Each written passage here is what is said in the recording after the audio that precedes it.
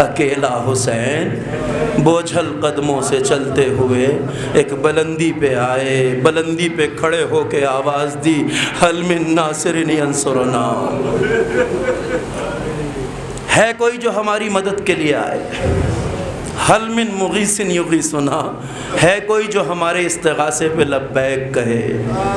پھر ایک جملہ کہا عزادارو، حل من ذاب یذب عن حرم رسول اللہ، ہے کوئی جو نبی زادیوں کے پردے کی حفاظت کرے؟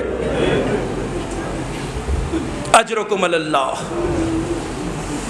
جب حسین کو کہیں سے کوئی آواز لبیک کی سنائی نہ دی تو روایت کہتی ہے مقتل کی زمین پر بکھرے ہوئے اصحاب کے لاشوں کی طرف حسین نے دیکھا اور ایک جملہ کہا، یا ابطال الصفا و یا فرسان الحجا، اے میرے شیروں، اے میرے جوانوں، میرے بہادروں، تمہیں کیا ہو گیا؟ کل تک ذرا سی آواز دیتا تھا تو سب دوڑ کے آتے تھے، لبیک مولا، اب اکیلا فریاد کر رہا ہوں، کوئی مدد کو نہیں آتا۔ روایت کہتی ہے زمین پر بکھرے ہوئے شہیدوں کے لاشیں تڑپنے لگے، کٹے ہوئے گلوں سے آواز آئی، مولا اگر موت نے مجبور نہ کیا ہوتا تو 1000 بار کی زندگی بھی آپ پر نثار کر دیتا۔ اجرکم اللہ۔ خدا کسی غم میں نہ رلائے سوائے غم مظلوم کربلا کے۔ آواز استغاثہ کے جواب میں حسین کو کہیں سے لبیک کی آواز سنائی نہ دی، مگر اسی اثنا میں حسین کو خیموں کی طرف سے سیدانیوں کے رونے کی آواز آئی۔ خیمے میں کوہرام بپا تھا، حسین اس بلندی سے اترے، بوجھل قدموں سے چلتے ہوئے دروازہ خیمہ پہ آئے، آ کے آواز دی، بہن زینب۔ زینب دروازے پہ آئی، کہا بہن کیا کوئی بچہ پھر پیاس سے ہلاک ہو گیا؟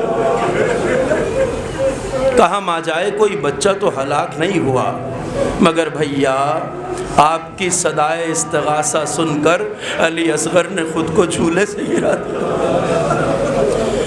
وہ بچہ جس کے بدن میں کوئی حرکت نہ تھی، اس نے جسم کی ساری طاقت کو سمیٹا اور خود کو جھولے سے گرا دیا اور اس طرح آواز دی، لبیک بابا، ابھی مدد کے لیے علی اصغر موجود ہے۔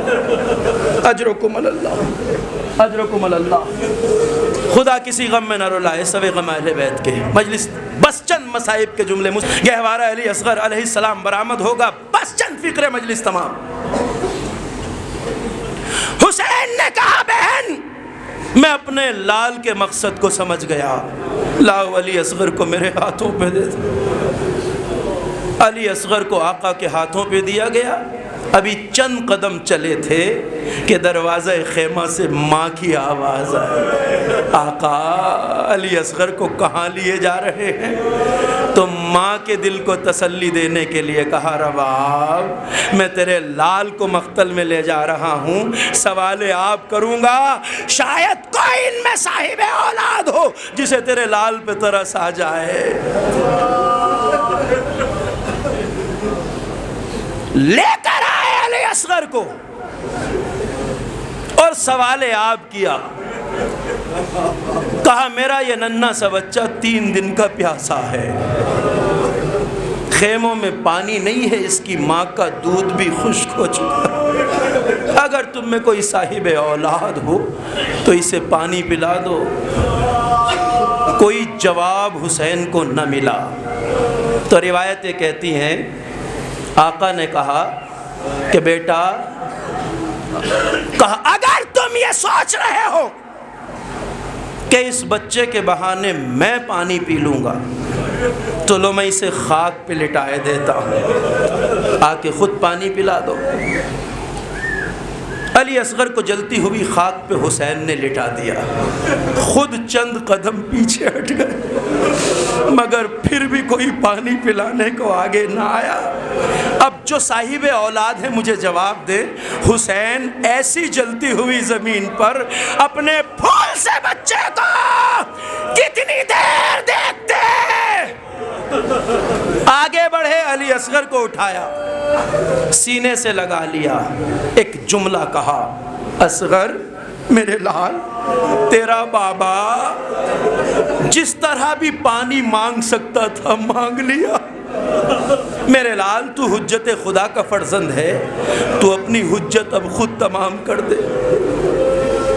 جیسے ہی علی اصغر نے بابا کی یہ بات سنی، روایت کہتی ہے کہ سوکھی ہوئی زبان کو ہونٹوں پر اس انداز سے پھرایا کہ یہ منظر دیکھ کر فوج یزیدی میں کوہرام بپا ہو گیا، لشکر میں چیخ و پکار بلند ہو گئی۔ ایسا انداز تھا، ایسا انداز تھا۔ اسی گریہ کی آوازوں کے بیچ ایک آواز اٹھی، اینا اینا ہرملا۔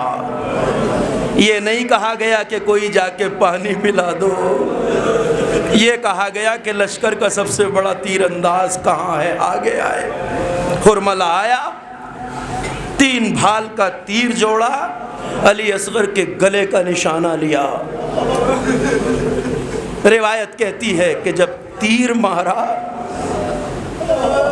تو علی اصغر کا گلا تیر سے کٹ گیا اور تیر گلے کو پار کرتے ہوئے حسین کے بازو میں پیوست ہو گیا۔ ایک منزل تک گفتگو کو لانا چاہتا ہوں، جلدی جلدی گزر جاؤں گا۔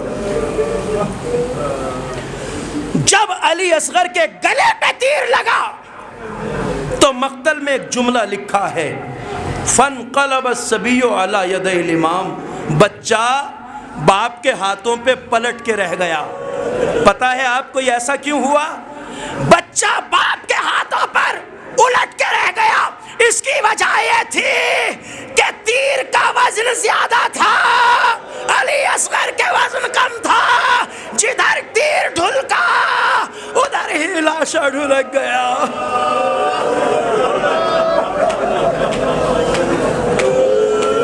اجرکم اللہ۔ گہوارے کی زیارت کے لیے آمادہ ہو جائیے، میں اس منزل تک لانا چاہتا ہوں جس کے لیے میں نے زحمت دی۔ حسین نے اپنے لال کو ابا کے دامن میں چھپایا۔ کربلا کی تاریخ بتاتی ہے کہ ہر لاشا لے کر حسین بہت ہی آرام سے بلا رکے بلا تامل ہر لاشا لے کے حسین خیمہ گاہ میں آ گئے۔ لاشا کسی بڑے کا رہا ہو، جوان کا رہا ہو، نوجوان کا رہا ہو، ہر لاشے کو حسین لے کر سیدھے خیمہ گاہ میں آئے۔ مگر یہ 6 مہینے کے بچے کا لاشا نہ جانے کتنا بھاری ہو گیا کہ 7 بار آگے بڑھے، 7 بار پیچھے ہٹے، سیدھے خیمہ گاہ میں نہ آ سکے حسین۔ ہر بار کہتے جاتے تھے انا للہ و انا الیہ راجعون۔ اجرکم اللہ۔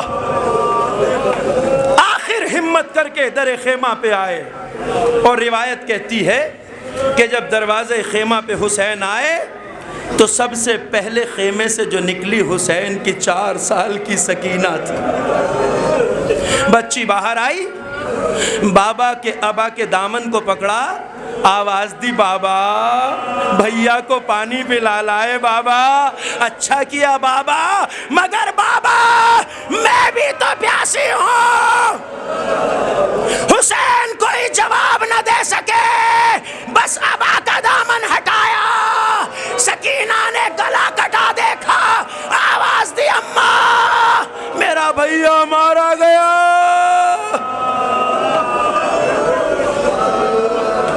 اجرکم اللہ، اجرکم اللہ۔ خدا کسی غم میں نہ رلائے۔ منزل آ رہی ہے، سن لیجئے گا۔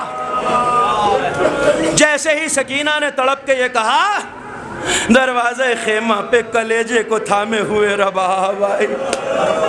ایک جملہ ماں کی زبان سے لکھا گیا ہے، کہا میرے لال تیری ماں کو یہ پتہ نہیں تھا کہ تجھ جیسے بچے بھی کربلا میں نہر کیے جاتے ہیں۔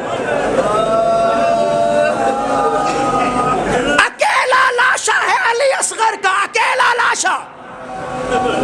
جسے حسین نے پشت خیمہ پہ لا کے دفن کر دیا،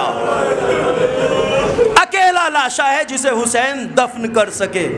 ذوالفقار سے ننھی سی قبر بنائی، علی اصغر کو دفن کیا۔ روایتیں کہتی ہیں قبر علی اصغر سے لپٹ کر اتنا روئے کہ ننھی سی قبر آنسوؤں سے تر ہو گئی۔ عزاداروں، جب کوئی اپنے عزیز کی قبر سے لپٹ کے روتا ہے تو کئی ہاتھ بڑھتے ہیں، کوئی بازو پکڑتا ہے، کوئی شانہ۔ حسین کو علی اصغر کی قبر سے کون جدا کرے؟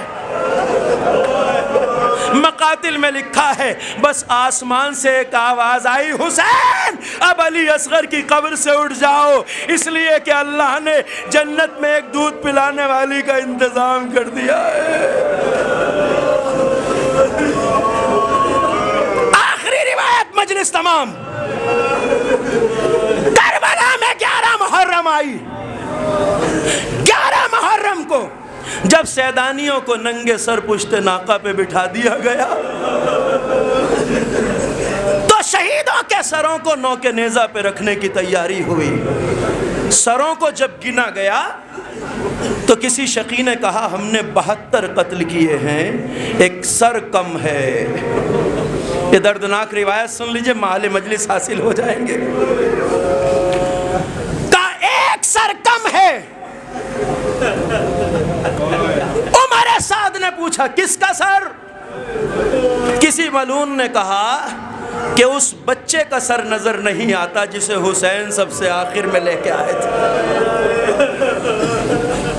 کہا اس بچے کا سر کہاں ہے؟ ایک شقی نے کہا میں نے دیکھا تھا، حسین اس بچے کی لاش کو خیمہ گاہ میں لے گئے تھے۔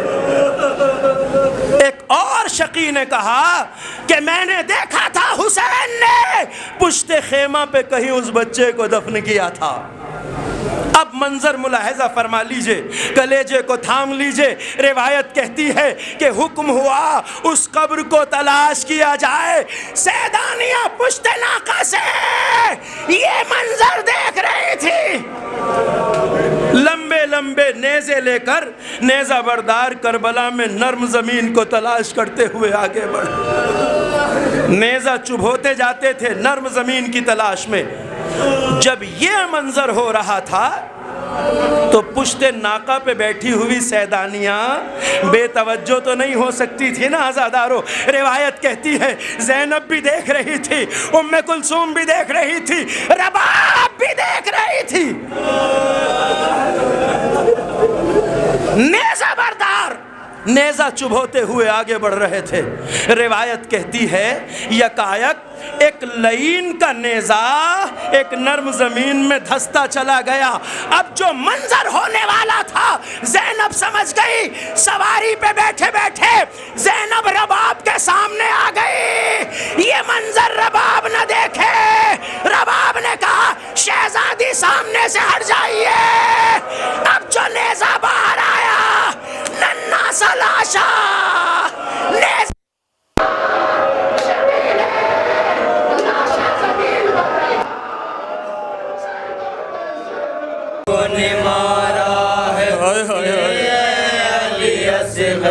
بچوں کے ساتھ یہ سلوک نہیں کیا جاتا۔ کیا بیان کر رہی ہے مادر جناب علی اصغر؟ ماں کہتی تھی بے شیر کہ میت سے لپٹ کر کیا ان میں کوئی صاحب اولاد نہیں تھا۔ لوگوں نے سنیے گا مارا ہے تجھے علی اصغر، کیا ان میں کوئی صاحب اولاد نہیں تھا۔ جن لوگوں نے مارا ہے تجھے علی اصغر، کیا ان میں کوئی صاحب اولاد نہیں تھا۔ جن لوگوں نے مارا ہے تجھے علی اصغر، کیا ان میں کوئی صاحب اولاد نہیں تھا۔ جن لوگوں نے مارا ہے تجھے علی اصغر، کیا ان میں کوئی صاحب اولاد نہیں تھا۔ اے لال سناؤں میں کسے غم کی کہانی، دل صدمے سے پھٹتا ہے میرا اے میرے جانی، حلقوم پنا بک لگا پایا نہیں پانی، آدھا نے تیری دیکھی نہیں تشنہ دہانی۔